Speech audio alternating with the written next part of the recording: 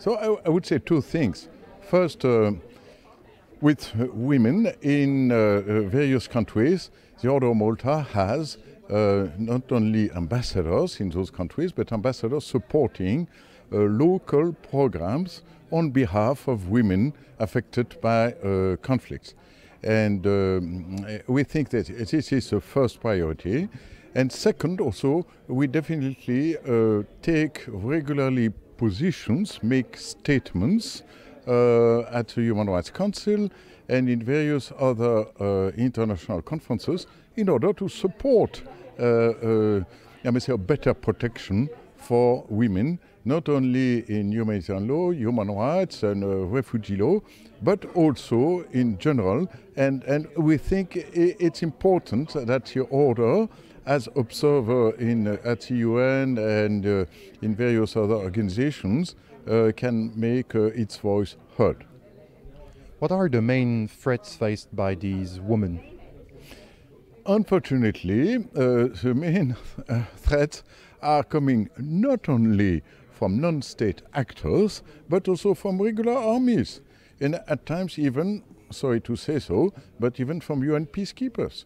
And that's why, I must say, this is an issue we cannot push aside, and saying, oh, no, it's too difficult to talk about UN peacekeepers, or let's not talk about the regular army of this government. Let's talk only about those disorganized, armed non-state actors.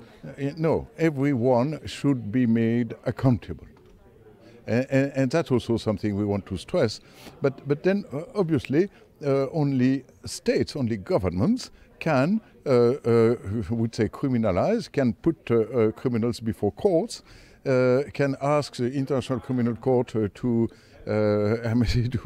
prosecute those people. And also, what is very important is to help those women to be rehabilitated and to be reinserted into their own communities.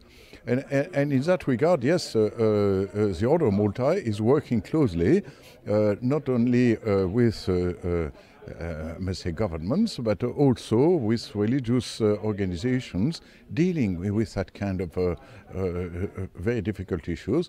And very difficult issues not only for the women themselves, but also for their families, for their communities. And we need to denounce it. And I think what is very important today is that if we look at Resolution 1325, this was a collection of extremely interesting ideas. What we need now is no more bright ideas. We have enough of them.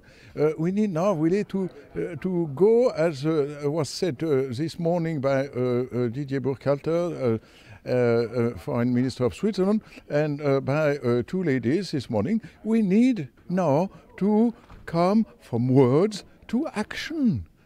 And indeed, we need some more political will. And on this, we think that also the Order of Malta could contribute in building this pressure, soft pressure, on governments, to ask governments actually to take this tragic issue more seriously.